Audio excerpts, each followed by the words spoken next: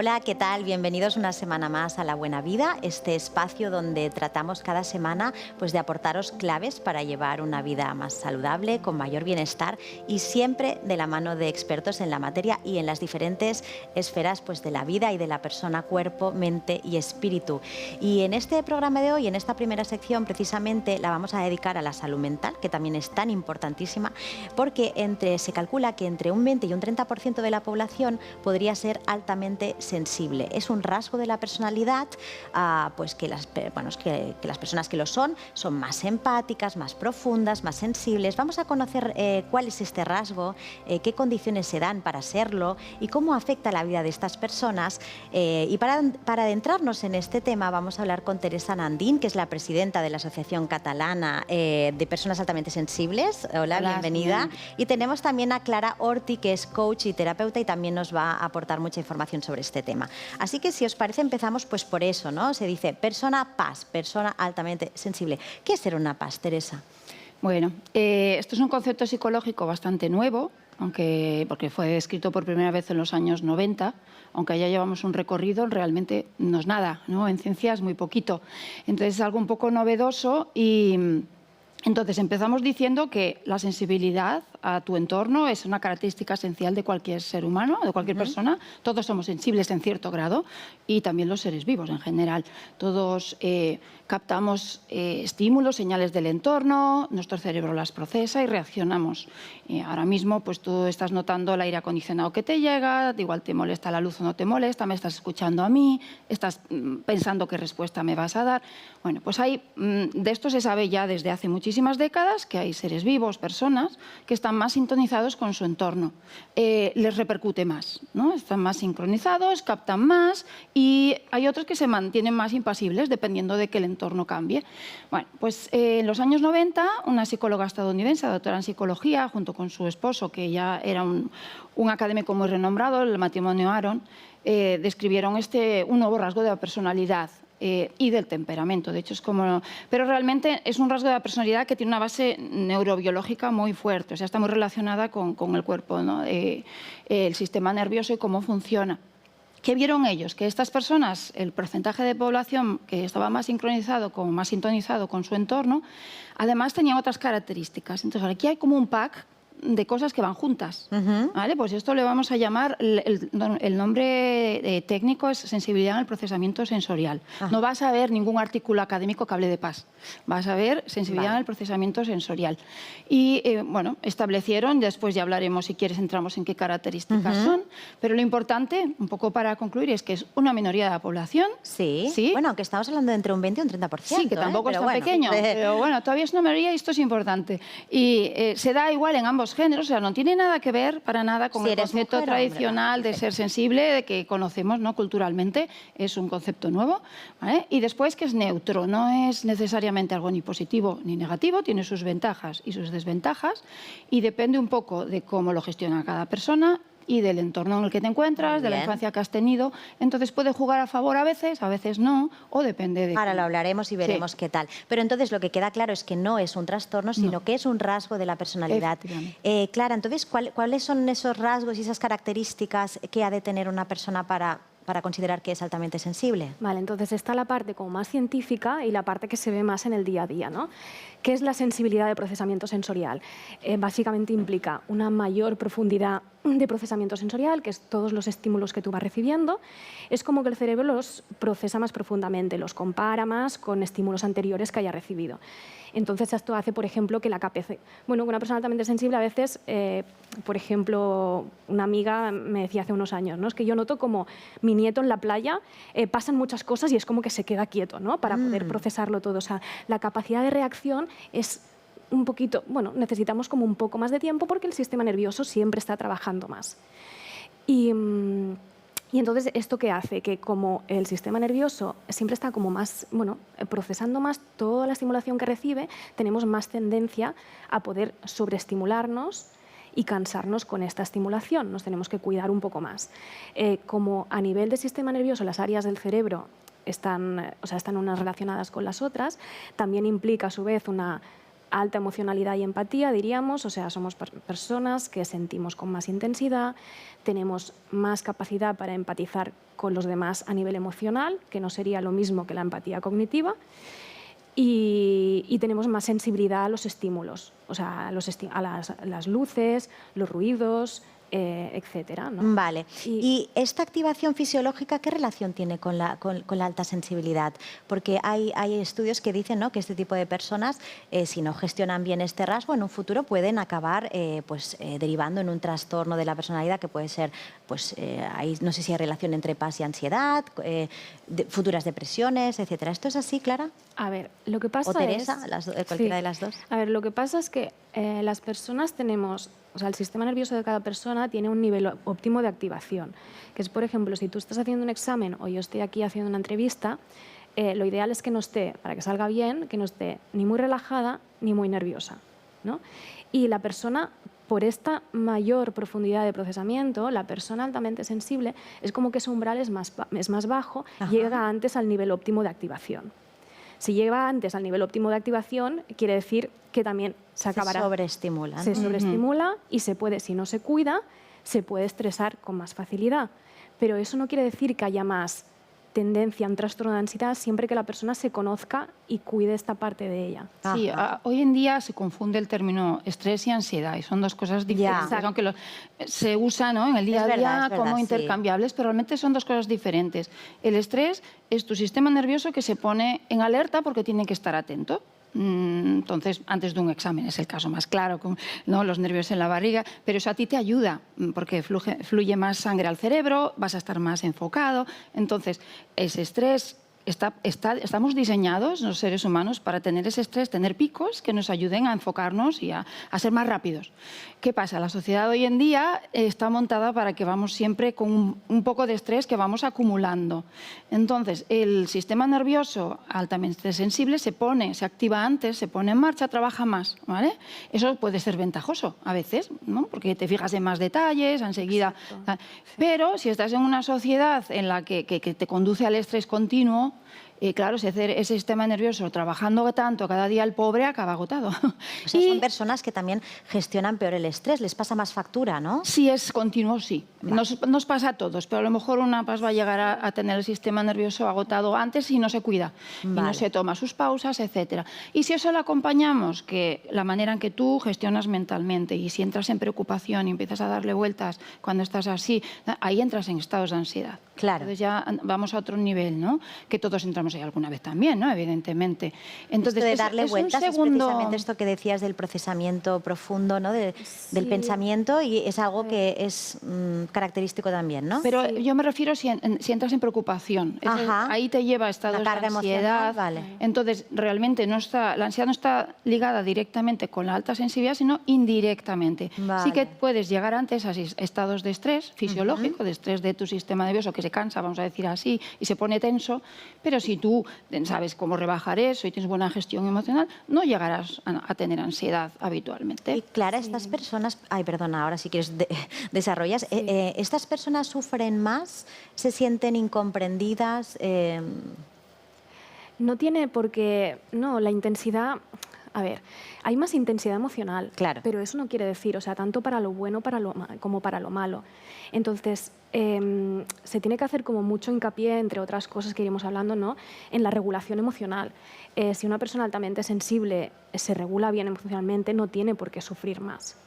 Vale. Y a lo mejor aprende a disfrutar de lo bueno que tiene esta característica, que es el cómo verte en no sé, una ópera, en una película bonita, viendo una puesta de sol, claro, ¿no?, sintiendo una música. Entonces también tiene su siente parte, mucho más. Sí, también. comiendo un plato que está riquísimo, sí, ¿no?, y que bien. notas todas las texturas o lo que sea. Entonces, si tú sabes gestionarte bien, pues tendrás más capacidad para disfrutar lo bueno ¿no?, y no caerás en eso, en llevarlo mal. O sea, que puede ser un don, ¿no? Como el libro que ahora también... Sí, bueno, es una mala traducción realmente, sí, porque sí, en inglés es personas altamente sensibles. Este libro es más, ha sido una traducción, igual no lo compartimos, no creemos que sea estrictamente un don, igual que tampoco es un problema ni una desventaja. pero que bueno, que puede ser una ventaja o desventaja dependiendo. Y ahí juega muchísimo, que creo que es importante decirlo, la infancia que has tenido, Claro. que ya configura la personalidad de cualquier ser humano, pero ya dijimos, el entorno afecta más, repercute más. Sí, Entonces, ahora hablaremos también de sí. los niños PAS. Sí. ¿Creéis que el mundo de la educación y de la sanidad, pues sanitarios, educadores, todavía no son muy conscientes de este rasgo, así como si se habla pues, el espectro autista, los TDAH, los niños hiperactivos, los niños altamente sensibles? ¿Creéis que se habla de ello, que ya los empiezan a ver, que tenemos profesionales que entienden? Sí, creo que no tiene nada que ver, o sea, tanto en el mundo de la educación como en el mundo de la psicología, como más a nivel de medicina, los neurólogos, o sea, que no tiene nada que ver hace 10 años, hace 5 años con ahora, o sea, se conoce más, posiblemente, o sea, se tiene que conocer más y no es lo más habitual, pero sí que desde la educación se tiene más conciencia, desde la psicología se empieza a tener más conciencia, e incluso desde la neurología a veces también te llega gente diagnosticada, no, porque no es un diagnóstico, pero que se lo ha dicho el neurólogo, ¿no? Depende un poco de lo actualizados que estén los profesionales normalmente. Los psicólogos jóvenes sí que ya lo han estudiado en la facultad y entonces también depende de lo actualizado que esté. O sea, que cada vez hay más interés. Sí, Vale. Sí, y como hemos dicho, sí. o sea, el tema de la infancia, eso es como súper importante, ¿no? Porque está el tema de la susceptibilidad, o sea, lo que se dice en psicología, susceptibilidad diferencial, que nos afecta, o sea, nos afecta más lo negativo, pero nos beneficiamos más de todo lo que es un aporte positivo del exterior, ¿no? Y entonces, este sucede a lo largo de la vida, pero es especialmente importante en la infancia, Claro.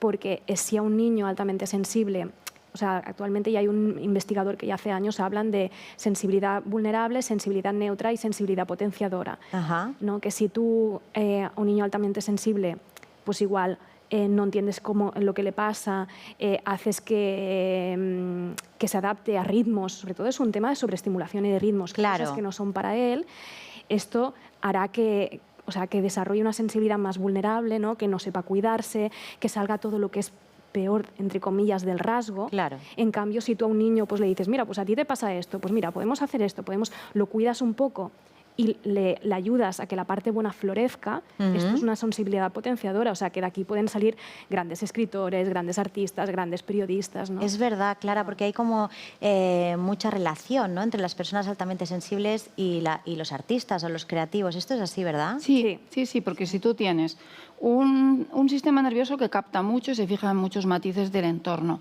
si tú además todo eso llegas y en tu cerebro lo relacionas, haces relaciones, llegas a soluciones diferentes, además conectas emocionalmente con lo que tienes a tu alrededor, te es fácil entender a los otros, pues por necesidad vas a ser un buen compositor, vas a ser un buen actor, Claro. vas a ser un buen pintor. Claro. ¿No? Y además imagínate si ya tienes esta capacidad para captar matices de colores y tal, bueno, pues tiene sentido, ¿no?, que haya más creatividad. Sí, claro, en el día a día, ¿cómo se ve reflejado? Sobre todo se ve reflejado, o sea, las 4 características que hemos dicho antes, ¿no? La parte cognitiva, que a veces le damos más vueltas a las cosas, pero también somos más reflexivos. La parte emocional, ¿no?, que implica tanto la alta emocionalidad como esta capacidad también para crear vínculos con los demás, para entender, ¿no? Hay como una persona altamente sensible, bien gestionada, que que lleve bien el rasgo, hay como una gran capacidad de inteligencia intrapersonal con uno mismo, inteligencia interpersonal con los demás, ¿no? Qué bueno. Y O sea, somos que esto es muy personas importante, que creativas. se conozcan a sí mismas, que trabajen mucho en su interioridad. Esto es lo que tú desarrollas, que tú eres terapeuta, coach. Tú acompañas, entre otras cosas, acompañas a personas altamente sensibles a todo ello. ¿Y cómo lo haces? ¿Desde qué abordaje? A ver, yo lo abordo mucho desde lo que serían las terapias creativas o la arteterapia, porque es una cosa que a mí me ayudó mucho en su momento, me he formado bastante, ¿no? Y es algo que veo que va súper bien en personas altamente sensibles, ¿no? Con una gran capacidad, pues eso, de expresar, se trabaja desde otro, o sea, el mundo emocional se puede trabajar de otra manera y como muy amable y de una forma muy eficaz también, pues a través del cuerpo, a través de la plástica, a través también a veces de la visualización, la meditación creativa, ¿no? Es como una manera yo diría como muy amable y muy eficiente de trabajar con personas altamente sensibles. Y cada uno te llega, claro, yo acompaño la alta sensibilidad, pero acompaño desde, pues, pues eso, desde temas a veces más vocacionales. Por ejemplo, a nivel vocacional solemos ser personas con muchos intereses, que a veces nos cuesta un poco, pues, como concretar, ¿no? Focalizarnos. Esto viene también de la parte creativa. Sería importante, ¿verdad?, que escogieran vocaciones que fueran acordes, ¿no?, con este tipo de rasgo, para que estén mejor, ¿verdad? Y no solo la vocación, sino también el ritmo laboral. Claro. O sea, que igual una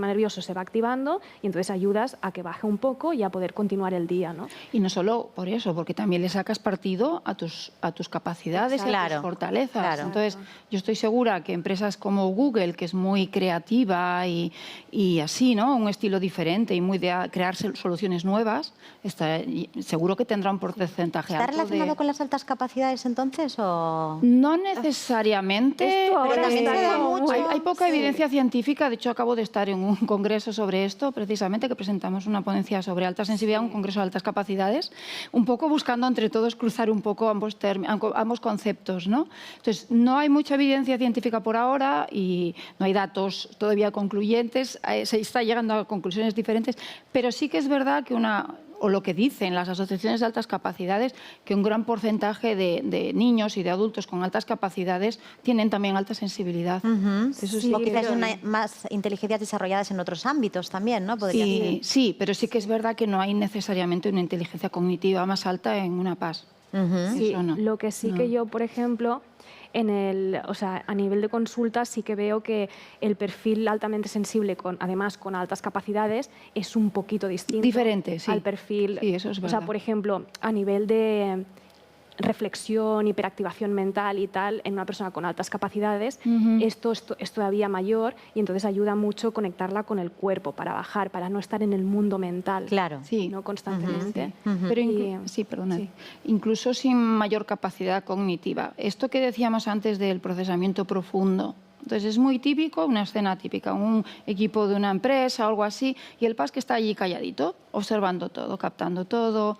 Dice, ay, no me fío de esa mujer, este hombre qué inteligente es, a que no sé cuánto. Dice, aquí no vamos bien. Porque está observando y es capaz de ver como todo más globalmente, ¿no? Las relaciones, los matices de todo. Entonces, no he hablado nada, el último día dice, yo veo que estamos yendo siempre por aquí, pero ¿no sería mejor ir por este otro lado? Y de repente todos dicen, ah, pues tienes razón. No, es como que sale y es por esto, por esta capacidad para replegarse, observarlo todo, relacionar, ¿no?, cognitivamente, darle vueltas y volcar una solución nueva, ¿no? Y aquí es muy importante también la parte relacional, ¿no? Que por ejemplo es algo que también se acompaña a las personas altamente sensibles. O sea, hay una tendencia eso, a la sobreempatía, a la entrega, a veces a querer complacer, cuidar, ¿no? Y esto es muy importante, por ejemplo, en la situación que ha puesto ella, de que la persona altamente sensible también pueda sacar como su poder y su tal, porque a veces la persona altamente sensible, si es muy tímida, se puede quedar... puede porque también eso te iba a decir, porque también para una persona que no lo gestiona bien, por ejemplo, un adolescente que es altamente sensible, que a lo mejor no le gusta ir a discotecas o muchos estímulos, o que tiene otros gustos, tal, se puede sentir raro, se puede aislar, también puede ser la parte contraria, ¿no? Totalmente. Por eso antes decíamos que ser minoría es importante, porque a veces los ideales sociales, ¿no?, los que te marca la sociedad, son un poco diferentes. Claro. Entonces, esto de irte a la discoteca hasta las 5, igual si eres PAS, pues el pues joven no le va bien, a lo mejor. O se puede sobreadaptar y pasarlo mal. O sea, se puede quedar retirado, o si es una persona con una gran capacidad de adaptación, se puede ir sobreadaptando, pero a expensas de luego cansancio. El alcohol a veces también afecta más. Claro. Entonces, sí. O sea que es muy importante dar visibilidad, porque realmente la persona que cree que lo es y al final lo descubre, pues igual también le genera cierto alivio, ¿no?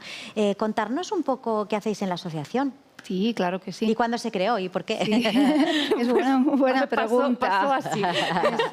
Bueno, esta asociación salió de un colectivo de personas que se empezaron a reunir en Barcelona. Nos empezamos a reunir en Barcelona de manera bimensual primero. Y nos llevaba la sorpresa de que se nos llenaba la asistencia. Nos conocíamos por las redes sociales y cada vez que organizábamos una actividad había lista de espera o gente que quería venir y ya éramos muchos. Hicimos una proyección de un documental hospital en el año 2015, creo que fue, se nos llenó la sala, vino gente de otras provincias, y dijimos, ¿qué pasa aquí? Hay un interés social, ¿no? Sí, y después veíamos que servía mucho, que era muy útil. Las actividades que hacíamos, que la gente se iba muy bien, nos eran útiles a nosotros también, y bueno, nos lanzamos a crear la asociación en 2017. Entonces, ¿cuál es la misión? Todas las asociaciones tienen su objetivo, ¿no? Sería principalmente dar a conocer esta característica. Muy bien. No es que pidamos un favor especial de nada, pero muy importante que se conozca tal y como es, que no haya falsos prejuicios o que se entienda de otra manera, ¿no? Como lo que decíamos antes, como una vulnerabilidad. Claro. Y tiene como dos vertientes. Una, darlo a conocer a la sociedad, lo que estamos haciendo ahora aquí, Muy bien. a los que lo tienen este rasgo y no lo tienen, pero también de cara a los PAS. Entonces, dais un soporte a las familias, orientación. Sí, sobre todo a las conocimiento, personas. Sí, conocimiento y después, muy importante, pues hacemos un poco de red, poner en contacto a personas, porque a veces el encontrarte con personas similares te ayuda mucho. Claro. Compartes experiencias similares, pues yo cuando me saturo me pongo unos cascos y escucho música suave o lo que sea, ¿no? Pues Habéis generado una comunidad, Sí, ¿no? sí. Ayuda Qué bien. muchísimo, Sí, sobre todo qué a la bien. gente al principio le ayuda muchísimo poder, porque a veces, claro, no estás como en el entorno adecuado, ¿no? Claro. Y piensa claro. que las PAS en general siempre hay una necesidad de conexión con los demás muy profundas, personas muy profundas, y a lo mejor otro te dice, "Uy, que te comes el coco de mala manera, ¿para qué estás todo...?". No, está el día a día con las prisas, todo tan superficial, Qué hablamos intensa, del qué tiempo. emocional, que todo, ¿no? Exacto. Sí, es la frase que Entonces, intensa eres. Sí, o por qué piensas tanto en el tema, que no es para tanto. Entonces, cuando te encuentras a gente, a personas afines, ayuda. Qué bueno. Entonces, bueno, ofrecemos conferencias, talleres, encuentros, bueno, tenemos una comisión de educación infancia, Qué bueno. hemos redactado materiales, ahora vamos a hacer una colaboración con la Generalitat para formar a psicopedagogos de los centros de secundaria, estamos muy bueno. contentos con esto. Entonces, bueno, vamos dando pasos y bueno, parece que le sirve a la gente. Oye, ¿cuál es la siguiente actividad que vais a hacer? Así ya lo decís desde aquí, por si alguien se anima. Sí, claro que sí. Pues mira, en Barcelona, el día 29, en el Centro Cívico Urgell, Muy bien. proyectaremos el documental Sensitive. Ajá. Este es un documental, yo no sé cuántos años, el 2015. Yo creo que es del 2014 o 14 o 15 o Sí, 16. Sí. Está producido por la Fundación Ellen Aron. Muy bien. Y es un buen documental introductorio a la alta sensibilidad. Salen los propios especialistas que definieron el término, muchos especialistas, y también hay testimonios de personas. Aparece la cantante Alanis Morissette, que se identifica como persona muy con bien. alta sensibilidad. O sea, que quien quiera venir, Genial. tendremos el documental. Genial. Y Oye, después pues muchísimas gracias a las dos. A ti. Bueno, yo he traído también un par de libros para recomendar, que sería El don de la sensibilidad en la infancia, que es de la doctora Aron, aunque tiene más, ¿no? La Sí, doctora Aron. sí. Y también Personas altamente sensibles, de Karina Cers, que creo que es presidenta también de alguna de las asociaciones. Lo creo. era. Ha sido muy presidenta, bien. sí, de la Muy bien. Asociación Nacional. Pues esperemos Sí. que, bueno, que haya servido esta tertulia también pues, para dar más visibilidad y para que esas personas a lo mejor que nos están viendo o nos han visto, pues digan, oye, pues igual yo soy altamente sensible, pues les animamos a acercarse a esta comunidad de mujeres que están divulgando. Mujeres y todo hombres. eso. Mujeres y De hombres, mujeres y sí, hombres. Exacto. Mujeres y hombres, perdón. Que tenemos que unos están cuantos. divulgando todo Esto esto. es importante porque es si no verdad, siempre es es como verdad. más Si no visible la parece mujer que sensible. están- No, Sí, tenemos sí. unos cuantos, además, Es entre importante nuestra visibilizarlo. junta y voluntarios hay muchos hombres, sí. Muy Somos bien. Bastante paridad, o sea Pues que- muchísimas y gracias, muy bienvenidas. agradecidos. Y aquí tenéis bueno, pues este programa cuando queráis Gracias. venir a contarnos cualquier novedad. Sí, muy bien, gracias. Muchas gracias. Muy bien, pues es ahora el momento para la recomendación literaria. Ya sabéis que cada semana siempre os traemos pues, herramientas que os puedan ser de utilidad. Esta semana hemos seleccionado en el ámbito de la salud pues un libro que es La guía esencial del ayuno intermitente para mujeres, aquellas mujeres que están intentando pues, bueno, adelgazar, que tienen cambios hormonales, qué tal, y es tan difícil a veces. Así que esta guía esencial es de Megan Ramos, está editado por Sirio y nos cuenta algo más de este libro la directora de la editorial, Gracia Valenzuela. Vamos a ver qué nos cuenta. El ayuno intermitente para mujeres es la orientación que toda mujer que esté pensando en incorporar el ayuno intermitente a su vida o ya lo haya hecho pero se haya sentido frustrada necesita. Megan Ramos aúna un perfil científico con su propia experiencia personal, habiendo usado el ayuno intermitente como herramienta para perder casi 40 kilos, revertir su diabetes tipo 2, su síndrome de ovarios poliquísticos. Cuando nos planteamos empezar a ayunar, todos son dudas y miedos. Pensamos que nos moriremos de hambre y existen una serie de mitos que este libro aclara para que nos sintamos seguras en esta práctica. No vas a estar cansada todo el tiempo, no se va a afectar tu menstruación, no serás improductiva, no vas a perder masa muscular, en fin, hay toda una serie de miedos que este libro nos ayuda a calmar. También nos va a explicar por qué hasta ahora hemos fracasado con dietas hipocalóricas o por qué podemos optar por una alimentación más baja en carbohidratos y rica en grasas saludables. Cuando decimos que esta es una guía enfocada a mujeres es porque durante toda la obra se presta especial atención a la complejidad del sistema hormonal femenino. Vamos a hablar del cortisol, que es la hormona del estrés y cómo dificulta el sueño, así como la pérdida de peso, de los desequilibrios de testosterona y estrógeno, entre otros muchos desequilibrios que afectan especialmente a las mujeres. Y cuando decimos que es una guía esencial es porque con este libro sabremos perfectamente cómo y cuándo empezar a ayunar.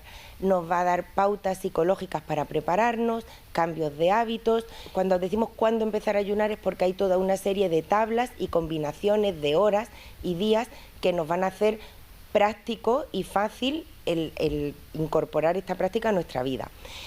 Y además nos va a ofrecer una serie de estrategias para que esto sea fácil y llevadero, pues cómo evitar los antojos de media tarde, cómo planificar una cierta actividad física para el momento bajón en la que vas a sentir hambre, saber si puedes hacer deporte estando en ayunas, cómo enfocarlo en la etapa de la menopausia.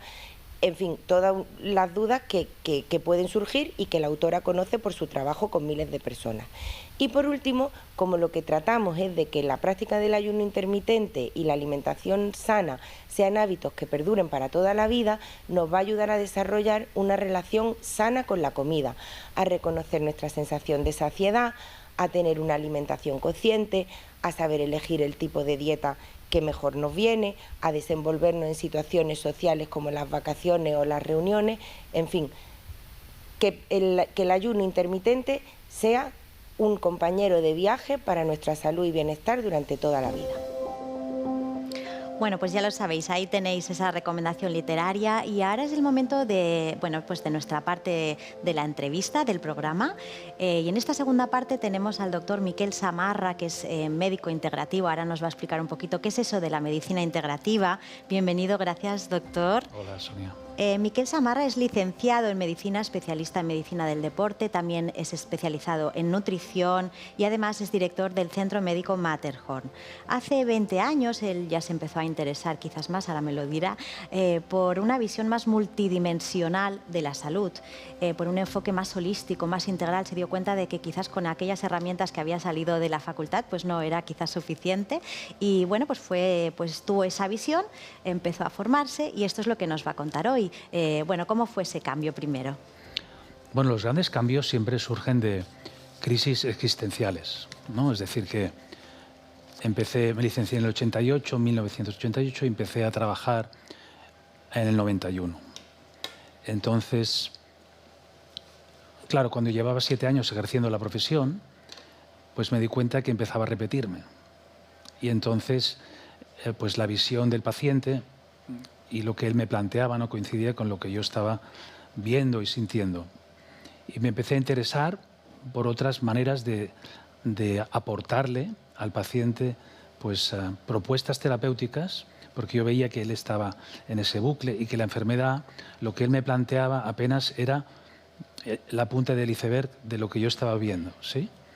Entonces, pues sí, esa sensibilidad que yo tenía, pues la tuve que encauzar para ver cómo podía ofrecerle a la persona, al paciente, otros instrumentos terapéuticos. Y así fue, y empezó el proceso para llegar a lo que ahora se conoce como medicina integrativa, como medicina holística, que de hecho es la medicina. Lo demás, pues es una distorsión de lo que realmente es el origen. Es decir, la medicina integrativa es la medicina. Lo demás no es medicina porque son apenas partes de un todo. Entonces, un reloj es un reloj entero, pero si desmontas el reloj, no es un reloj, ¿no?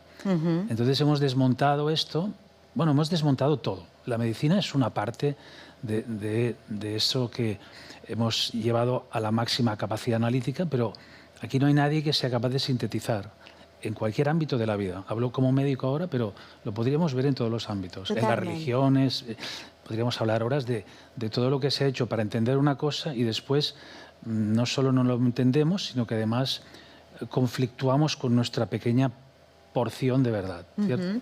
Usted afirma que el origen de las enfermedades, me imagino que la medicina integrativa también, está más en las emociones que en el cuerpo físico. ¿Me puede desarrollar un poco esta idea o explicarme incluso los cuerpos que tenemos, ¿no? A ver, lo que es cierto es que cuando estamos viendo un trastorno, un problema en el cuerpo físico, eso sería como la pantalla desde donde se está... O sea, el origen está en un lugar y se está reflejando en la pantalla este proceso. Eso es lo que vemos los médicos habitualmente. ¿Qué ocurre? Que la medicina actualmente, o por lo menos cuando yo estudié, estaba enfocada a tratar enfermedades, signos y síntomas, de tal manera que entonces tenemos una potente farmacología, tenemos cirugías, tenemos siempre recursos físicos para eliminar lo que es, o tratar, o mitigar lo que es el problema, los signos y síntomas en el cuerpo físico. Pero si vamos un poco más allá, nos vamos a dar cuenta de que la mayoría de los problemas físicos que tratamos no tienen su origen en el cuerpo físico. Sí, esto se sabe hace mucho tiempo. Y de hecho, la Sociedad Española de Medicina Psicosomática existe desde hace décadas. Y por tanto, ya hay un conocimiento y los médicos del siglo pasado ya veían que había una correlación entre muchos signos y síntomas en los distintos sistemas y problemas que se originaban en otro cuerpo, vamos a decir el cuerpo de las emociones. Ese cuerpo no existe como tal, pero vamos a decir que está en otro lugar, ¿no? Es decir, que si tenemos pues muchas preocupaciones, si en la vida pues no nos tragamos lo que nos va ocurriendo, pues con el tiempo ese pensamiento y esa emoción se pueden transformar en una gastritis crónica y en una úlcera, ¿no? Y así veríamos ese proceso que va de lo psico a lo somático, ¿no? Y es así como lo estamos viendo, pero los médicos seguimos enfocados en tratar el síntoma. Entonces, si tengo una úlcera, pues le doy, por supuesto, el tratamiento adecuado, y si estoy ansioso, pues te doy el tratamiento para la ansiedad. De tal manera que vamos como tapando, pero nunca vamos a profundizar. A la raíz del problema, ¿no? Claro, Quizás buscar esas causas, claro, ¿no? Que sí. es más difícil. Doctor, ¿y usted cómo cree que es la relación ahora entre la medicina alopática y la medicina pues, más holística? ¿Es complementaria? ¿Qué tal hay esa relación con la sociedad médica tradicional? Bueno, como medicinas, estas dos medicinas no se relacionan como tal, sino las personas que las ejercen. Por tanto, va a depender de que los médicos pues abran su mente. Entonces, yo personalmente no tengo conflicto en ese sentido porque estudié la medicina alopática, la uso, la visión del cuerpo hay que tenerla, hay que conocer la anatomía, la fisiología.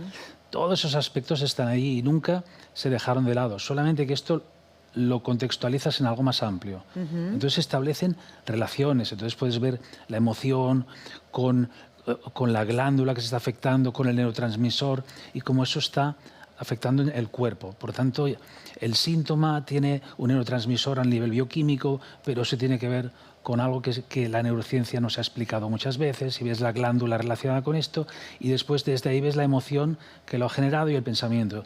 Entonces esa visión es una visión como total, ¿no? Tú ves todo en ese momento, y desde ese todo entonces puedes particularizar, pero la visión es completa. Eso es algo que ocurre, eso es como algo que ¿Y es usted normal. cree que las administraciones deberían un poco fomentar esa sinergia entre una medicina y otra? Incluso, bueno, pues ayudar y potenciar este tipo de medicina también para que los recursos y los tratamientos pues sean pues más asequibles, ¿no? Porque hay mucha gente que te dice, bueno, es que tengo que ir a esto, a lo otro y tal, y esto me cuesta mucho. Claro, van a la Seguridad Social, les medican, ¿no? Bien, el sistema va mucho más lento que la sociedad, ¿no? Es decir, bueno, ahora hablamos de las personas altamente sensibles. Las personas altamente sensibles es lo normal. De hecho, tendríamos que ser el 100% de las personas altamente sensibles. Esa es la realidad. Pero un grupo de personas altamente sensibles en una sociedad insensible van a sufrir. Entonces, hemos convertido lo normal en excepcional. O sea, esa es la ignorancia de la especie humana a lo largo de los últimos siglos. Decimos, las administraciones deberían. Bueno, claro, pero es que el sistema de momento, la estructura del sistema es muy, muy, muy rígida, con lo cual esto se empieza a dar. Me consta que la Administración va a facilitar esto, pero fíjate, lo va a facilitar cuando se den cuenta de que prevenir la enfermedad realmente desde esa dimensión les sale económicamente mucho más rentable. Claro, Es decir, la prevención es importantísima. Claro, es decir, a las administraciones les tienes que ir con presupuestos que ahorren. Entonces, si mi propuesta se va a ahorrar unos miles de euros, la van a escuchar, ¿sí? Porque ellos seguirán pensando que esto es esotérico, que a lo mejor no tiene sentido, pero hay que hacerles ver que todo esto representa y resulta después en un ahorro muy significativo de dinero, y ahí te escuchan, ¿no? Es decir, claro, que cada quien con su lenguaje. Entonces, el que tiene un cerebro Excel y hace números, pues le hablas de números, porque es que esto no es algo que no se pueda traducir en resultados, ¿no? Es decir, los resultados están a la vista. En España, en diferencia con otros países, quizás ya hay otros países que sí que hayan introducido quizás en la seguridad social algún tipo de, no sé, de técnica más natural o no, o está todo el mundo igual. Yo hasta donde sé, en Alemania, por ejemplo, que es la cuna de la naturopatía, me consta que esto está aceptado. En Francia lo quitan, es decir, aquí hay cuestiones de intereses políticos que pueden estar interfiriendo en determinadas orientaciones, ¿no? Pero tenemos que tener paciencia porque todo esto está cambiando y los cambios están por encima de los intereses particulares de quien sea, ¿no? Totalmente. Porque hablamos de cambios planetarios, hablamos de cambios cósmicos, vamos a decirlo así, y lo que le pasa al planeta Tierra, pues es porque está en el sistema solar, y si el sistema solar se mueve a un ritmo, pues el planeta va a recibir esto, ¿no? Nos sorprendemos de que las tormentas solares nos afecten, y nos afectan a todos los niveles, no solo las telecomunicaciones. Bueno, que hay muchas dimensiones que se van a reestructurar. Estamos en tiempos de cambios muy fuertes y hay que prepararse pues para esto. Y además no tenemos elección. Pues esta es una oportunidad que tenemos hoy para hablar de todo ello, ¿no? Y dar un poquito de, un toque de alerta, ¿no? Quizás. Hablemos entonces de la medicina integrativa y para que la gente que nos ve nos entienda, pues qué tipo de persona puede ir a un médico integrativo, cuándo y por qué, y qué tipo de patologías usted trata, por ejemplo. Normalmente el perfil de personas que veo en medicina integrativa son personas que ya han intentado casi todo en el sistema de salud convencional. Aquí es lo mismo público que privado, o personas que ya tienen esa sensibilidad y tienen esa conciencia de ir a buscar o de tratar de encontrar cosas que no solamente se vean desde la perspectiva de la enfermedad. Es decir, en resumen, tenemos como una población, como tres grandes grupos. Un grupo es las personas enfermas, tratadas, diagnosticadas. Otro grupo son las personas que no están enfermas, pero tampoco tienen salud. Y después están las personas que tienen salud, son saludables, conocen los hábitos, los predican, los mantienen y de alguna manera son como la punta de lanza de este movimiento. Entonces, se trata de incidir sobre todo en personas en ese grupo intermedio que son la mayoría. Y en las personas enfermas que ya están tratadas y diagnosticadas y quieren ir un poco más allá de lo que es el tratamiento convencional, pues buscan algo para poder librarse un poco de la farmacología que sabemos a día de hoy pues que tiene efectos terapéuticos, pero también efectos secundarios, porque es muy potente, muy poderosa, muy efectiva, pero por ser tan efectiva también tiene efectos colaterales. Por tanto, las personas que vienen son gente que ya pues están desahuciados por el sistema convencional de medicina. ¿No encuentran la solución? No, y entonces no se resignan y buscan y encuentran. Muy bien. ¿Sí? Y son personas que tienen esa conciencia. Y los otros directamente pues ya investigan, leen, ¿no? Hoy en día las personas despiertan. Esto es como un despertar desde dentro, ¿no? Te despiertan, de repente alguien dice, no, este camino no es el que quiero seguir. Y entonces, claro, donde va tu conciencia, donde va tu alma, ahí vas, ¿no? Y si sigues ese camino, pues vas a encontrar lo que necesitas. Claro. Sí, esto es mucho más profundo, pero es verdad, esto nos llevaría más tiempo desarrollarlo. Doctor, ¿y cuáles son las patologías que tenemos hoy en día? Mucho estrés, muchas enfermedades autoinmunes, muchas alergias, problemas en los intestinos. ¿Qué es lo que estamos viendo? Mira, te lo resumo rápido porque esto es un tema para unos cuantos días. Sí. Pero bueno, mira, la mayoría de las patologías que existen están basadas en, primero, el estrés oxidativo, es decir, ahí entrarían un montón de causas, el estrés oxidativo a nivel celular. ¿no? A nivel bioquímico. Después está la disfunción mitocondrial, que es específicamente pues, el impacto sobre la mitocondria en la célula, que es como la fábrica en donde se produce la energía. Y finalmente el estrés emocional. En base a esto, y interactuando entre ellos, por supuesto, tienes todas las enfermedades que vamos a ver prácticamente, ¿no? Entonces, ahí tienes que sumar alimentación inadecuada, sedentarismo, hábitos tóxicos, no bióticos, y vas sumando. De tal manera que todo esto hace que nuestra salud se vaya deteriorando. Entonces, claro, tú tomas conciencia de todos estos aspectos y los vas cambiando. El tema es que cuando buscas asesoramiento en la medicina, normalmente no lo tienes porque eso no forma parte del programa de lo que es la medicina convencional. Claro. Ellos van básicamente pues, a resolver temas, ¿no? Van a apagar el incendio, pero la prevención la tienes que buscar en otra parte. Es decir, que el médico trata enfermedades, pero no está en la labor preventiva, que es una labor esencialmente pedagógica. Es decir, mientras la salud sea una cosa de prescribir y no tenga esa dimensión pedagógica en la que un acto pedagógico te va a llevar a la salud y la salud a la vez tiene que ser pedagógica, cuando esto no se está integrando, el acto médico queda muy desvirtuado y no tiene continuidad. Totalmente. Porque al final yo soy médico y mi misión es librar al paciente de mí. No podría decir así. En el mejor de los sentidos, ¿no? Claro, un contrasentido. Totalmente. Porque eso significa que mi trabajo pues se está haciendo. Como se comenta que en las sociedades orientales el mejor médico es el que tiene menos pacientes, ¿no? Y dirías, claro, pero esa es la visión complementaria a la que hay aquí. Totalmente. Es decir, que si yo tengo muchos pacientes, se supone que soy un buen médico, pero por otra parte también podría decir, bueno, es que si tienes muchos pacientes no les estás dando las instrucciones, no les estás asesorando para que no enfermen. También se puede ver de esta manera, ¿no? Totalmente. Doctor, usted me decía que es verdad que parece que estamos en una sociedad excesivamente medicalizada porque no hay tiempo, porque no hay recursos y vamos a apagar el incendio. ¿Cree usted que en contraposición a esto se tienen que utilizar más los suplementos? En un contexto de la medicina integrativa, sí, cuando faltan. Es decir, si hablamos de suplementos nutricionales, por ejemplo, pues se utilizan cuando una persona tiene carencia de determinadas vitaminas, minerales. Esto todavía, incluso a ese nivel, pues todavía no estamos enfocados. Es decir, se va a buscar los parámetros, por ejemplo, que bioquímicamente tienes elevados para medicar, porque es lo rápido, es lo cómodo, pero claro, yo tengo casos muy interesantes, casos clínicos en los que solamente con dieta de ejercicio tú puedes prevenir perfectamente y con analítica pues una tendencia a la diabetes, por ejemplo.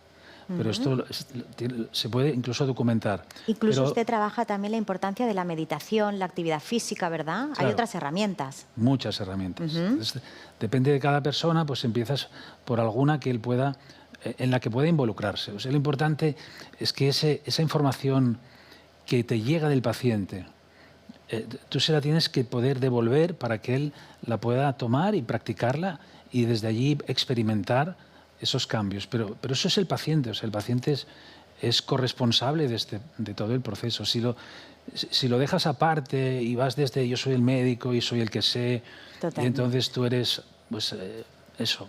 Sí, es un acto conjunto.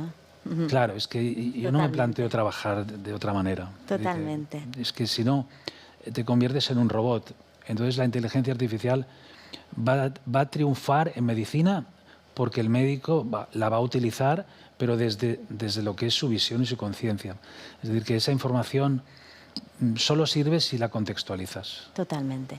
Gracias, doctor. Tenemos que llegar al final. Podríamos haber estado mucho más tiempo con usted. Muchísimas gracias por haber venido. Es el doctor Miquel Samarra del Centro Matterhorn. Y ahora sí que llegamos al final de nuestro programa.